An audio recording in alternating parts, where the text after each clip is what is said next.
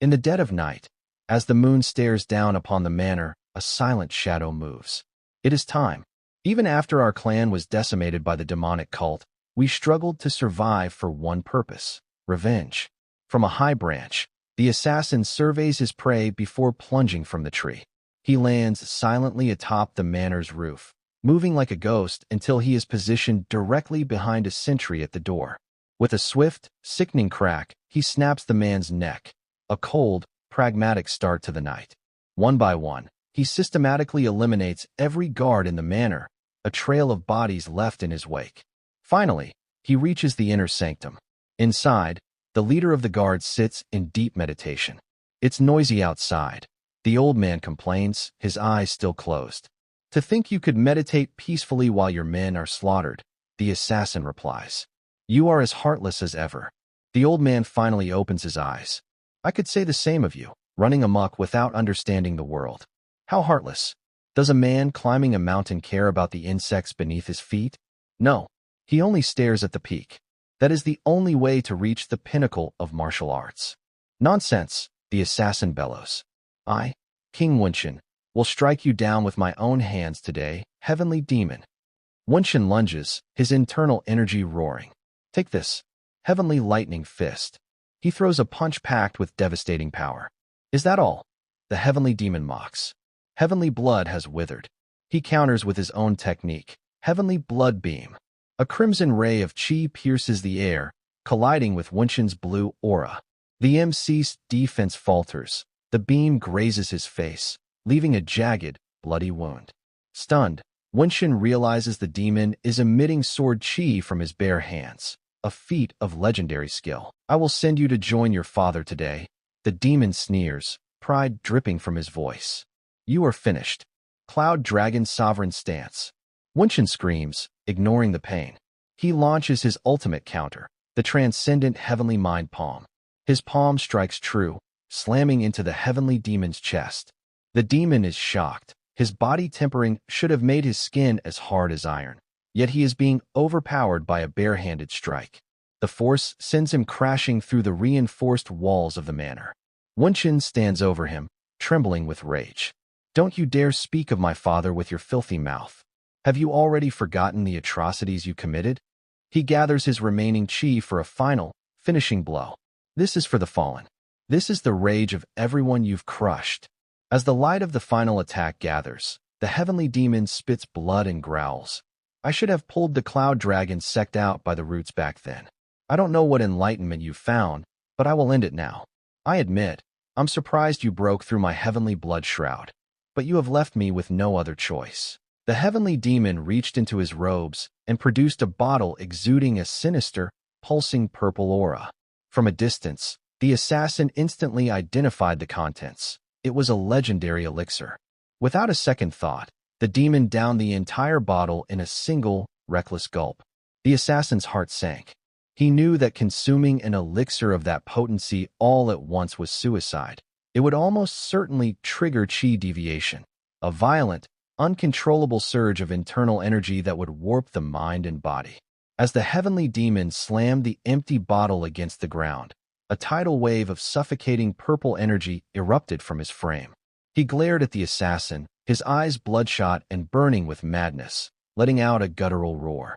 The sheer pressure of the aura was immense. The protagonist found himself paralyzed, unable to mount any defense against the crushing force. Before the assassin could even blink, the heavenly demon flickered and appeared directly behind him. The chaotic purple aura was now concentrated in his palms, ready to strike. Suddenly, a voice echoed throughout the manor's barrier. A shimmering emerald green shield manifested between the heavenly demon and the assassin, halting the killing blow.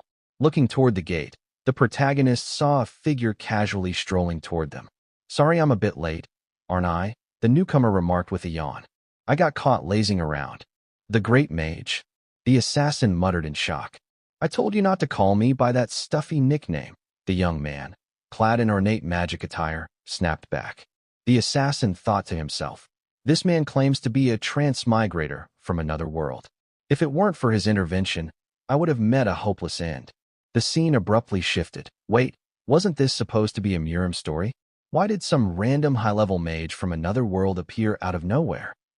Jin Siwon tossed his phone aside, visibly annoyed. I was actually having fun reading it, but what a mood killer. Is the author out of his mind? Another world out of nowhere. How does that even make sense? Jin Siwon is 23 years old. Having been discharged from his military service 6 months ago, he is currently preparing to return to college. His phone buzzed with a message. Bro, you up? Let's play. Does this bastard have no one else to play with? Jin Siwon grumbled, feeling a wave of irritation. Like many soldiers nearing their discharge, Jin Siwon had a solid life plan. He intended to earn certifications, catch up on the studies he missed during his service, and hit the ground running. But reality was different. He had missed too many fun things in society, and the distractions were winning. As the scene shifted again, Jin Siwon was walking down the street, his mind drifting to his dwindling bank account. He knew he needed to find a part-time job soon to support himself through college. As a Murim fanatic, he spent far too much time lost in fantasies of being a martial arts protagonist. Hey Siwon, is that you? Heading to loyal ground again today, a friend in glasses called out from the entrance of a PC bang. Yeah, Jin Siwon replied. Give me a 10-hour pass for now. He logged into loyal ground, a battle royale where 100 players drop from a plane, scavenge for weapons, and eliminate each other until only one remains.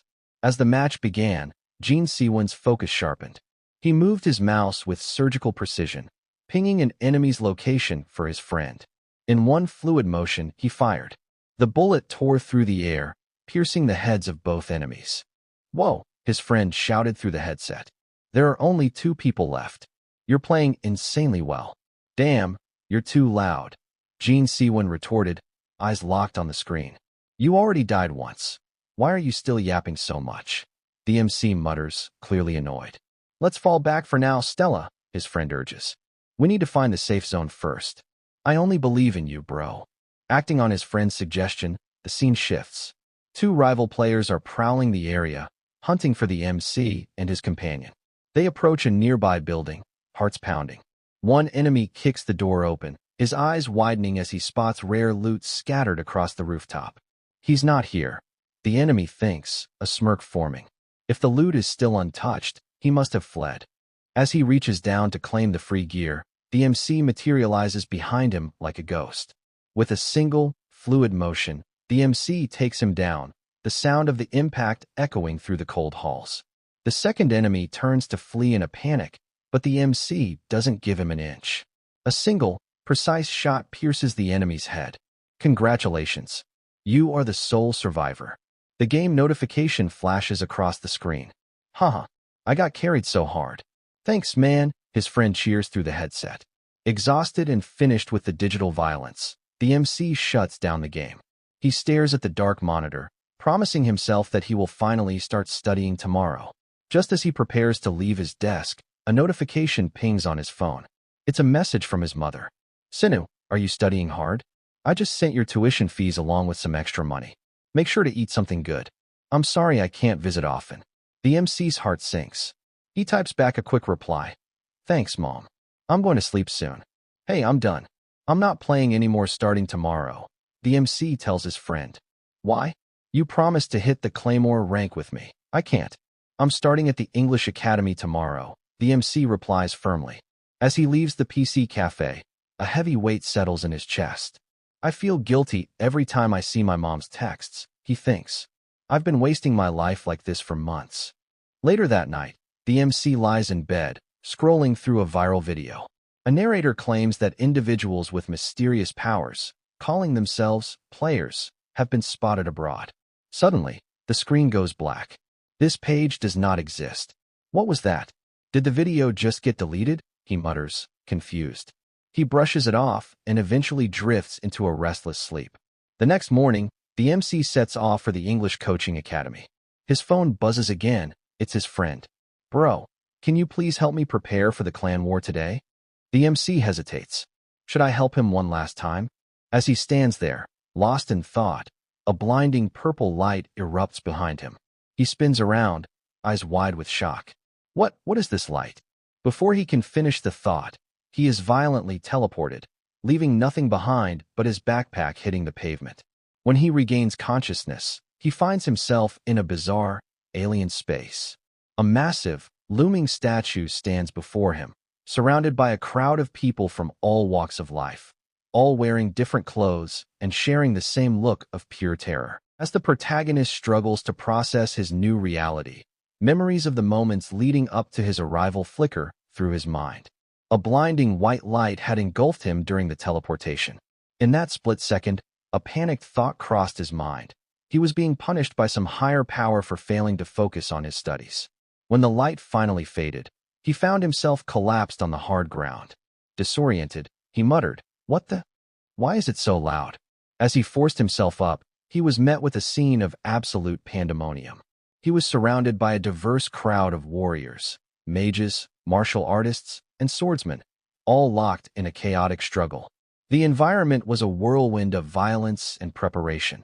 While some were engaged in life-or-death combat, others sat calmly, sharpening their blades amidst the carnage. Why are there so many cosplayers here? He wondered, still clinging to the hope of a rational explanation. However, as he tried to eavesdrop on the people around him, he realized with growing dread that he couldn't understand a single word they were saying.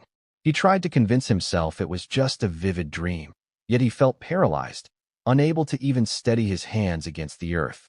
Suddenly, a massive, familiar statue loomed over the makeshift town. As he stared at it, the statue's eyes ignited with a brilliant blue glow. A cold, mechanical voice resonated across the plaza. 100 players detected. Initializing the system. The voice echoed in his head, followed by a notification. Language synchronization, 100% complete. Immediately, the incomprehensible babble transformed into clear Korean. From behind him, an elderly blonde man shouted in relief, "Hey, everyone is speaking my language now." Nearby, another warrior growled, "I have been waiting for this day, my enemy," as he prepared to strike. The scene shifted to a tense standoff between a mage named Karion and a grotesque figure named Escrow. Karion, brandishing his staff, demanded, "Escrow, did you drag us into this mess?" Escrow sneered back, "That's what I wanted to ask you. Why did you bring me here?" "You are shameless," Karion spat, refusing to be deceived. "It doesn't matter if you believe me or not. Everyone is fated to kneel before the Demon King's power." Revealed as a servant of the Demon King, Escrow faced the Archmage's fury. Karion roared, "I will kill you here, and the Demon King soon after." He unleashed a devastating spell, Escrow-style lightning, shrouding the area in a blinding flash. Yet, when the light cleared, the demon stood unscathed. "I took that magic head-on," Escrow said, sounding more confused than hurt. "But why didn't I feel anything?" Watching the high-level exchange from a distance, the protagonist could only watch in stunned silence. The sheer intensity of the impact and the smell of ozone in the air shattered his final delusion. He thought to himself, "Isn't this a bit too much for a realistic dream?" A system notification dings, signaling the start of the game. The difficulty is set to easy, and the objective is clear: break into the top 90. The selected map is King's Kingdom, capital. A prestigious reward awaits those who reach the top 10 or higher. Skipping the tutorial, the players find themselves in a waiting room where all combat and hostile actions are neutralized. Our protagonist gazes at the system panel, processing the reality of the situation. "So, this is the game map," he muses. The system notification buzzes again, addressing those entering colloid survival for the first time. This game will progress over a span of 100 years. Each day, the playable area of the map will contract. Straying beyond the boundary will result in severe harm, so remain vigilant. The game continues until only one survivor remains. Upon completion or elimination, you will return to your original world. However, those who fail to reach the top 90 will be barred from ever entering colloid survival again. The system continues. You will now descend to your chosen location. Utilize Arcus keys to obtain items and secure your place among the top 90. May fortune be with you. As the announcement fades, the MC stands bewildered. Am I dreaming about a battle royale right now? He glances around at the crowd. Even if this were a dream, the presence of such formidable, absurd humans suggests he wouldn't last a second. "I'll die, won't I? Even if this is just a dream." "I don't want to die." Suddenly, A hulking swordsman bellows at him. Hey, messy hair. The MC blinks, startled. Me? Why do you keep looking around? Where are you from? The swordsman demands. The MC remains silent, offering no reply.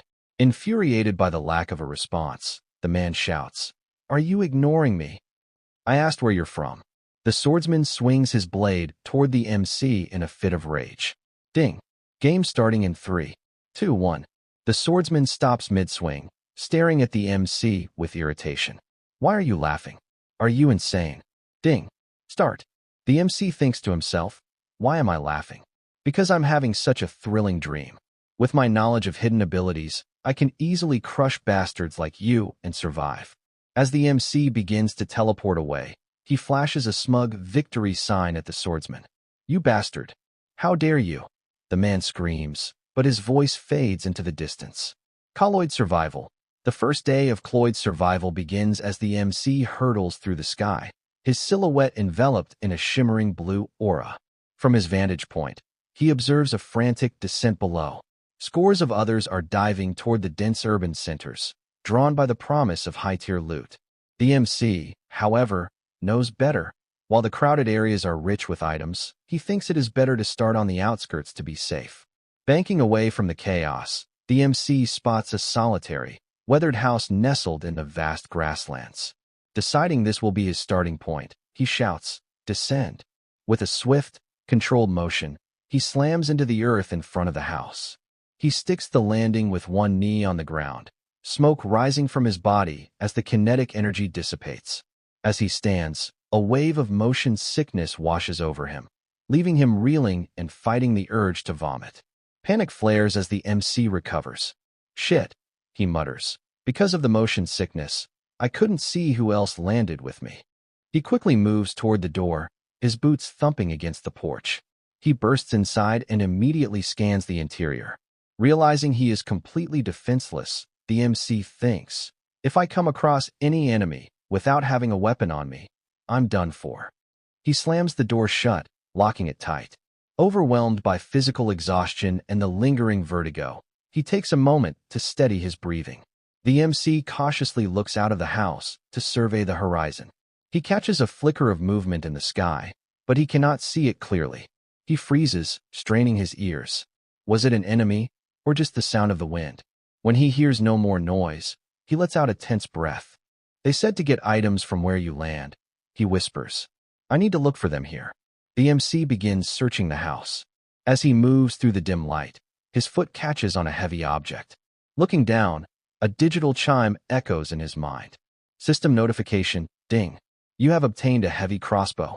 The MC lifts the crossbow. It's cumbersome and heavy, but he thinks to himself that it's still better than nothing. Beside it, he picks up the arrows. As soon as the MC equips the weapon, a strange sensation takes hold. The knowledge of how to use a crossbow naturally flows into his head. Struggling against the tension of the heavy string, he manages to load the bolt. He points the weapon toward a wall, his gaze hardening with focus. For a South Korean army surgeon, this is nothing, he says. Thwack. As he pushes the trigger, the bolt streaks through the air with violent velocity, breaking a structural pillar before hitting the wall. The MC stands confused, stunned by the sheer power of the shot before he even realizes it fired. As the scene comes into view, the arrow has penetrated deep into the wood. As the MC observes the bolt buried deep within the wood, he mutters to himself, this will be incredibly useful once I master its handling. He reflects on his situation while scanning the room. Though he searches every corner, he finds nothing else of value in the immediate area. This map is massive, he thinks, which is a blessing. As long as you don't stumble into an enemy early on, you can scavenge in relative peace. Moving deeper into the structure, the MC approaches a closed door. He levels his crossbow at the wood, his finger hovering over the trigger as he kicks it open. Instead of an ambush, he finds a scroll emitting a soft, pulsating blue aura. As he reaches for it, a system notification chimes. System notification, ding. You have obtained a small healing scroll. Description: tearing this scroll will instantly knit flesh and mend minor injuries. The MC's eyes widen in surprise. An item that heals you just by ripping it? I need to prioritize finding as many recovery items as possible. He carefully tucks the scroll into his bag. As he traverses the room, a faint, rhythmic glow catches his eye from within his pack. He turns around to find a book radiating a deep, ethereal purple light. Before he can even process the sight, the system interface flashes before his eyes. System notification: you have obtained the Black Star Leader Martial Art Manual. Description: a forbidden technique that allows the practitioner to project volatile dark energy through their fingertips. Would you like to learn? The Black Star Leader technique? The MC whispers, his heart racing. I can actually learn this? Is there going to be a tutorial or a training montage? As he contemplates how to initiate the process, a blinding flash of purple light erupts from the pages. The book levitates, its pages fluttering violently as a torrent of ancient knowledge is forcibly transferred into the MC's mind. The light fades, leaving the MC breathless and disoriented. Was that it? He asks, looking down at his trembling hands. He closes his eyes, feeling a new, cold energy swirling within his veins. Chi. He picks up a discarded metal fork from a nearby table. Channeling the dark energy, he imbues it with his newfound power and hurls it across the room. The fork accelerates with supernatural speed, striking the wall with a thunderous crack and leaving a deep, charred dent in the surface. A grin spreads across the MC's face. I've actually done it. I've mastered a martial art. As our protagonist pried the fork from where it was embedded deep within the wall, he admired its durability. Nice, he thought. If martial arts manuals exist in this world, there have to be magic books too, right? He mused. He was becoming increasingly certain that Clyde Survivor and Battle Royale were essentially the same game. I've scavenged everything I can here. It's time to move on. The scene shifted. The MC was a dark silhouette, sprinting through the shadows toward a small, distant town. The sun was already rising while I was busy farming items, he thought, his breath hitching. I need to find a place to hide, fast. He approached a solitary house, the only one with light spilling from its windows. He paused, eyeing the glow warily. Only this house has the lights on. That means one of two things. Either there's a rare item inside, or someone is waiting for me. He had no idea how many players had landed near his starting zone. Gripping his crossbow, he entered the house, his senses dialed to the maximum. He cleared every corner with his weapon leveled, his mind racing. If someone is in here, they're either a complete pro or a total amateur. The first floor was silent. Are they lurking on the second floor? As he reached the foot of the stairs, he hesitated. Then, a spark of resolve took over. I have a weapon. If I use a dark chi bomb for an ambush, I might stand a chance, even against a pro. He crept up the stairs, drawn toward the flickering light. When he reached the landing, he found only a solitary lantern sitting on the floor. Just a lantern? He whispered. Is it a trap? Near the lantern stood a closed door. Taking a breath, he kicked it open and stormed inside, only to find the room empty. He let out a frustrated sigh. Damn it, I got worked up over a lantern. I'm putting on a show for myself. He scanned the room. Is it a relief? Or a waste of time? His eyes caught a glint on a nearby table. It was a ring. A ring? Is this an equipable item? As his fingers brushed the metal, a system notification chimed. Item, Ring of Strength. Effect, increases the user's strength stat by 20 when equipped. I get stronger just by wearing it. He slid the ring onto his finger excitedly. Immediately, a surge of power rippled through his veins. What the? My body feels incredibly light. I can barely feel the weight of the crossbow anymore. Eager to see the numerical change, he called out, Status. Show me my info. The holographic interface shimmered into existence before him. Though he felt more capable, the screen reminded him of his humble beginnings. I'm still pretty pathetic, he laughed softly, but I'm officially classified as a martial artist now because of that manual. This is a huge step up from starting with nothing. He headed back downstairs to finish a thorough sweep of the first floor. As he searched, another glint caught his eye. He picked up a second band, and the system chimed again. Item, Subspace Ring. Effect, allows the user to store and retrieve items from a pocket dimension. Another one, the MC remarked, impressed by his luck. He equipped the second ring. The system voice echoed in his mind. To store an item, focus on the object and visualize the subspace. To retrieve it, Simply call its name. The system chime resonated in his head once more. Warning: if the subspace reaches maximum capacity, no additional items can be stored. The MC paused, considering the mechanics. So it's just like a standard RPG inventory, he realized. That's much better than hauling around a heavy backpack. Subspace, he commanded. A shimmering purple rift tore open in the air before him. He slid his newly found scrolls into the void. This feels bizarre, but it's incredibly convenient. I wish I had one of these in real life. A fleeting thought crossed his mind as he looked at his hands.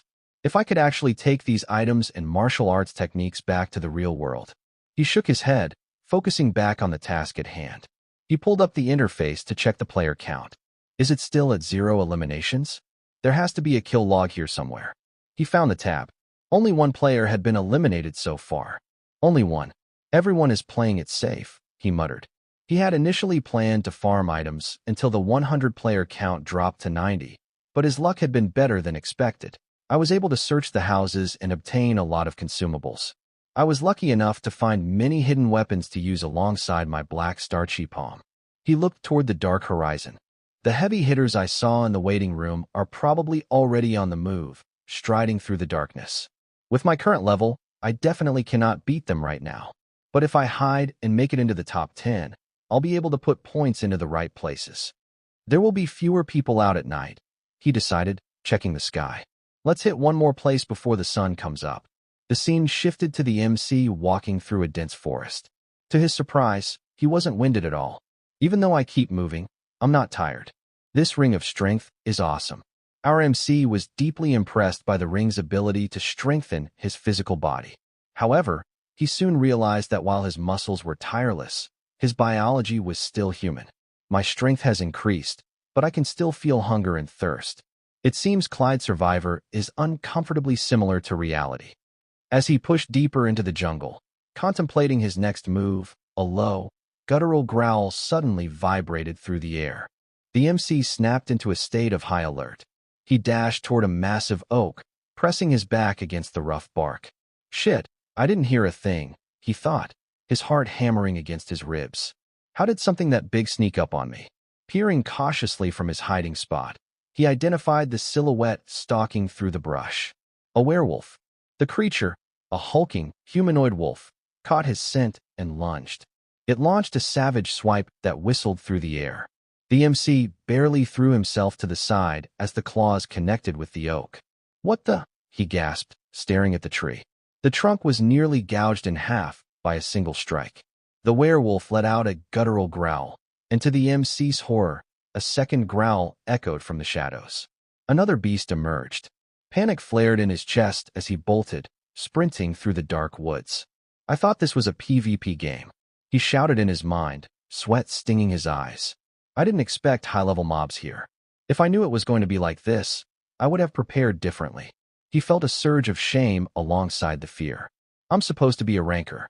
It would be pathetic to be eliminated by a common mob before I even see another player. A small, dilapidated house appeared through the trees. He pushed his legs to their limit, burst through the front door, and slammed it shut, sliding the bolt into place. He collapsed against the wood, his breathing heavy and ragged. But the scratching didn't stop. The growls grew louder, right outside the door. Damn it, they followed my scent, he realized. He peeked through a crack in the door. 2 of them. They were sniffing the air, circling the small shack like sharks. If they're tracking my scent, hiding is useless. I have to strike first. He drew his crossbow. Gritting his teeth, he kicked the door open just wide enough to aim. Let's go. He pulled the trigger. The bolt hissed through the air and pierced the first werewolf directly through the skull. The creature let out a harrowing scream of agony before collapsing. Nice, the MC thought, a spark of confidence returning. Thanks to the ring of strength, I can fire and reload this thing with just one hand now. He pivoted to target the second beast, but it was too fast. The werewolf was already at the door, its massive head lunging into the gap. The MC twisted his body to dodge, but a jagged claw grazed his cheek, leaving a stinging red trail. Frightened but focused, he retreated into the house. The werewolf forced its way inside, unleashing a flurry of swipes. The MC danced backward, narrowly avoiding the lethal reach of the beast's talons. Finding a moment of stability, he leveled his crossbow and fired again. The werewolf didn't dodge. It caught the bolt in its hand with a sickening crunch and growled in pure, unadulterated rage. The beast coiled its muscles and leapt. As the massive shadow loomed over him, the MC felt a cold wave of despair. Is this it? Is this how I get eliminated? Not yet, he roared. In a blur of motion, he reached into his subspace and pulled out a jagged hunting knife. As the werewolf reached for his throat, the MC channeled his energy, coating the blade in the dark, swirling mist of the black star-chi palm. With a desperate shout, he drove the empowered weapon toward the beast's chest. The dagger, empowered by the dark energy of the black star-chi palm, tore through the werewolf's chest and slammed into the wall with a heavy thud. The beast slumped, a massive, cauterized hole smoking in the center of its torso. The MC gasped for air, his lungs burning. I can't afford to lose to a mere underling, he spat. He collapsed to his knees, his hands trembling as the adrenaline faded. I really thought I was a goner. Thank God I stashed that throwing dagger earlier. Failing to a common mob. How embarrassing would that have been? As the creature's life faded, the monstrous corpse began to glow with a faint, ethereal blue light. Slowly, the form vanished, replaced by a simple, glowing bundle. What is this? A mob drop. He reached out and unwrapped it, but his excitement quickly turned to a groan. Jerky and water? Damn it. I'm a warrior, not a grocery shopper. Still, his hunger won out. He tore into the jerky, feeling his energy return with every bite. Searching the rest of the small shack, he spotted a metal chest sitting on a heavy wooden table. Inside lay a piece of armor that looked like a tactical ballistic vest. This looks like a bulletproof vest from Battle Royale, he muttered. At first glance, it looked far too large. Will this even fit? But as he slid the vest over his shoulders, the metal plates groaned and shifted, shrinking to mold perfectly to his body. System notification. Item equipped. Advanced Archangel Breastplate.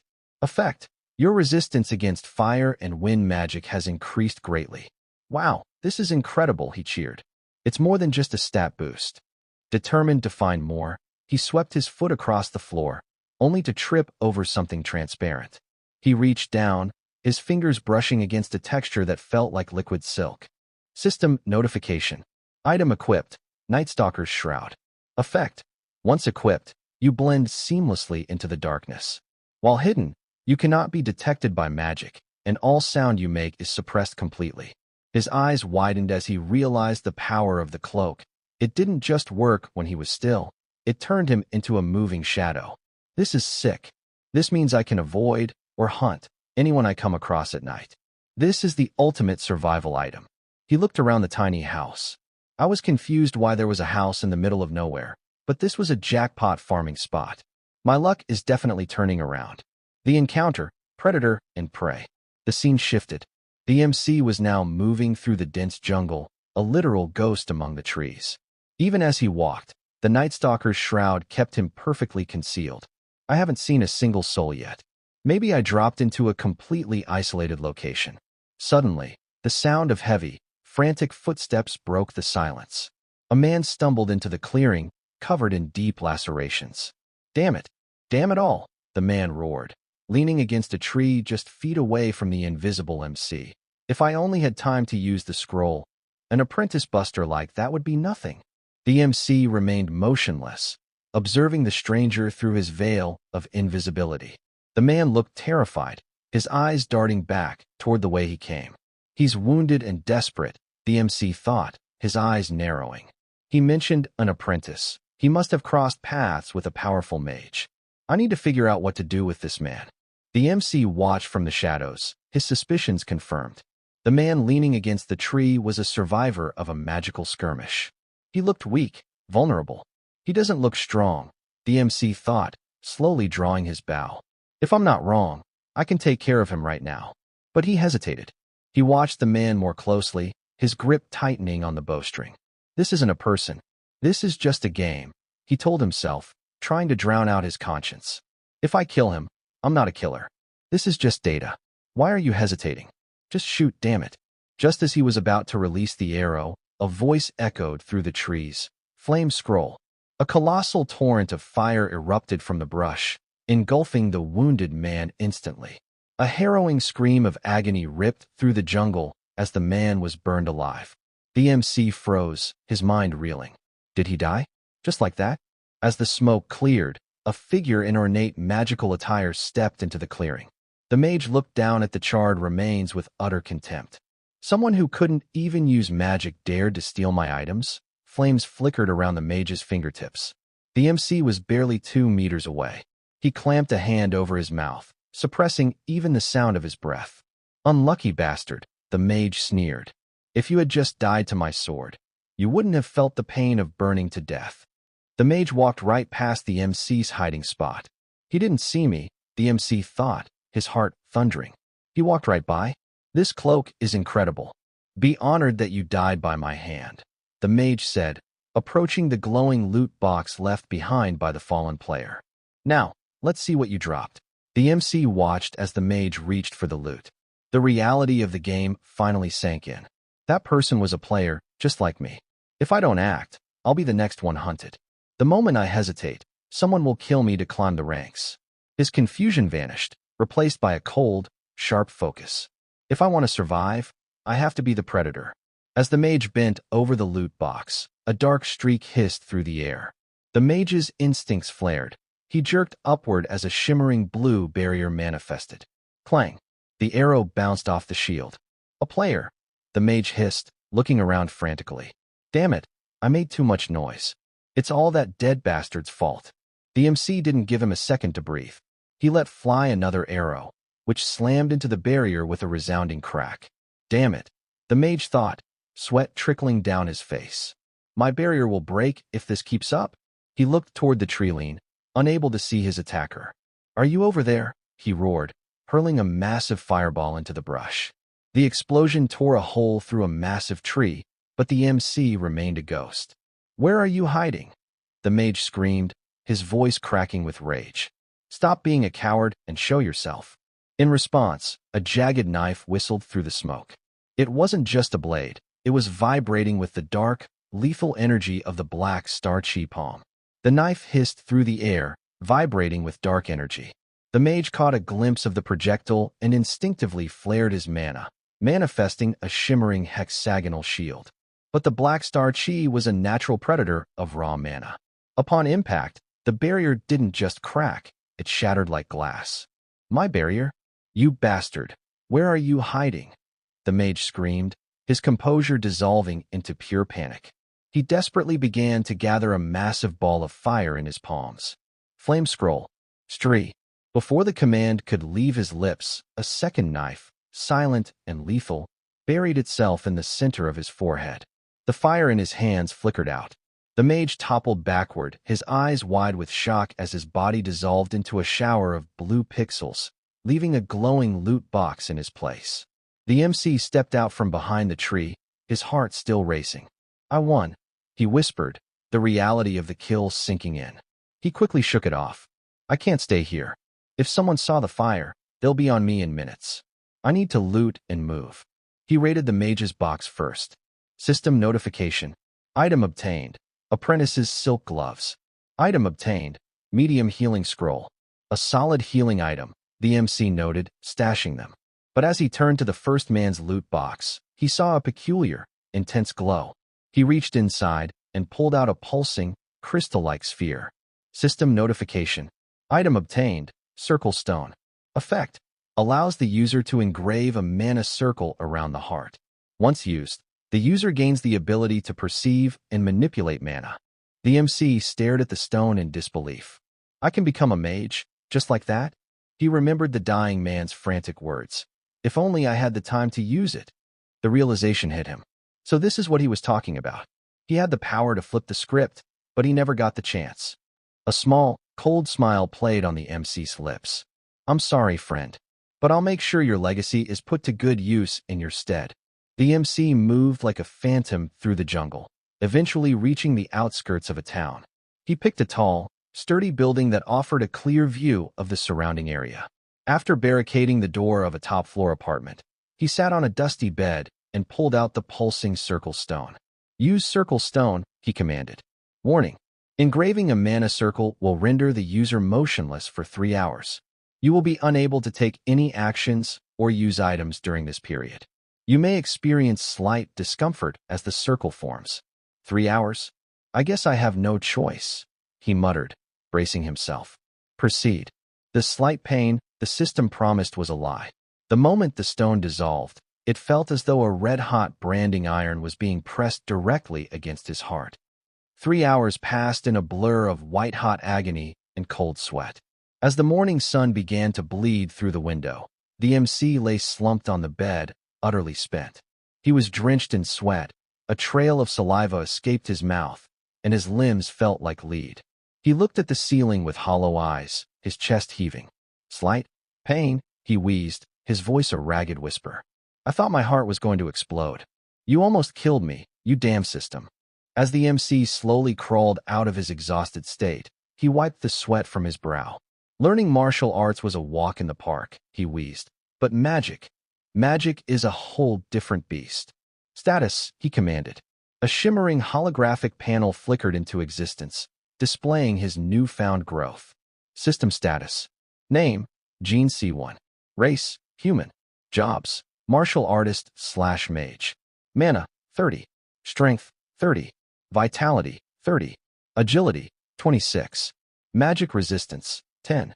So, you can hold 2 jobs at once, he noted, feeling the newfound mana humming in his chest. I have a mana stat now. Since those 2 died back there, the player count should be dropping. A system notification pinged, displaying the current survivor tally. The MC froze, his eyes widening in total disbelief. How is this possible? The kill log was a massacre. The survival rate hadn't just dipped, it had plummeted. Only 45 survivors remained out of the original 100. It dropped by over half. In one night, he scrolled through the logs, his eyes locking onto a single name that appeared over and over again, trailing a mountain of corpses. Nam Sagwan. C1 whispered the name, a cold dread settling in his gut. The scene shifts to a desolate, dark corner of the map. A man stands motionless, surrounded by the silence of the dead. A lone survivor is sprinting away from him, his face twisted in pure, unadulterated terror. Stop! Please, stop chasing me! The man screams, his voice cracking. Nam Sagwan does not speak. He does not slow down. He follows like an inevitable shadow. The fleeing man trips over a jagged rock, crashing hard into the dirt. He scrambles backward on his hands and knees as Nam Sagwan looms over him. Just let me reach the top 90. The man begs, tears streaming down his face. Please, just let me have this. I can't go out like this. I'm begging you. A terrifying blue aura erupts from Nam Sagwan, illuminating the cold, dead look in his eyes. He doesn't offer a word of mercy. He doesn't care about the top 90. With a single, blinding flash of his blade, he severs the man's head.